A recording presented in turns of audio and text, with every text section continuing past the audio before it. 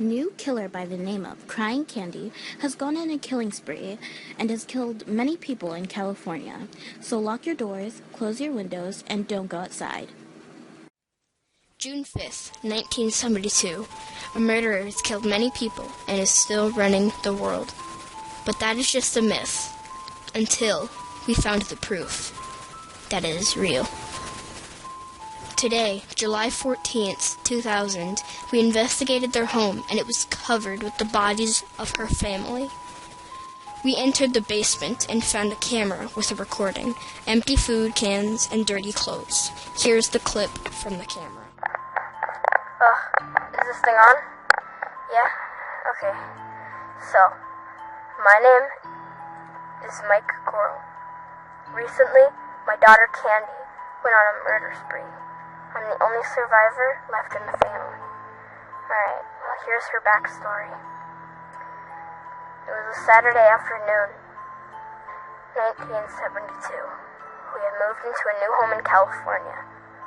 But I knew from the moment we got in that car to leave, she was different. Once we got in the car, she began to twitch and move violently, but she always had moving problems, so we shrugged it off.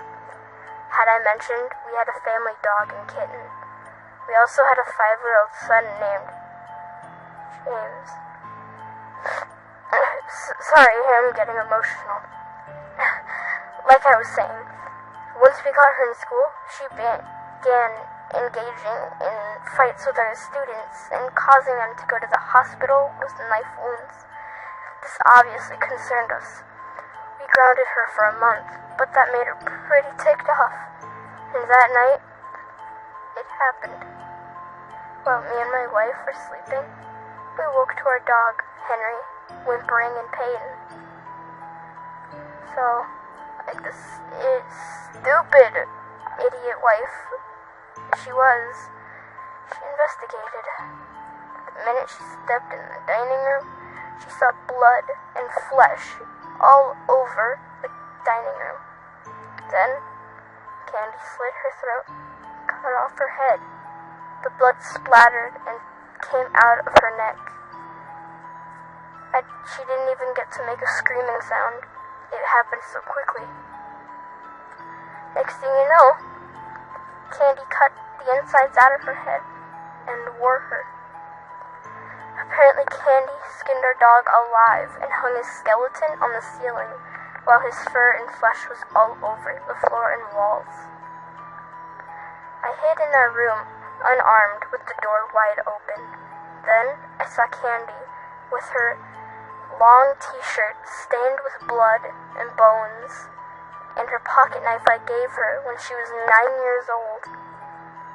When she's now 14, had blood all over it. That blood was Henry's and my wife's.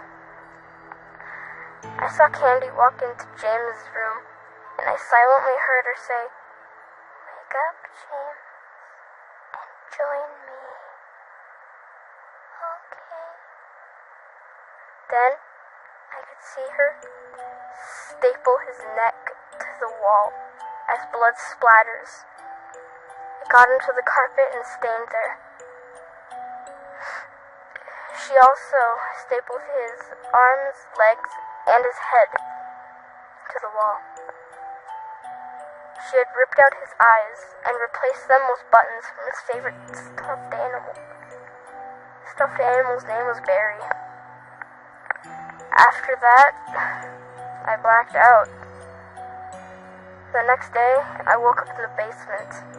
I immediately hid in an open vent and heard footsteps, creeping footsteps, coming straight for me. It was Candy, holding her kitten paws by the neck and strangled him till he died. I gasped as Candy replaced all of his body parts, and red blood splattered and stained the walls. Candy's face was different. She had replaced her eyes with buttons, and somehow could see through it. She was pale and chopped her nose off. Also, she had a smile cut into her face. Her t-shirt was stained with the blood of everyone she killed.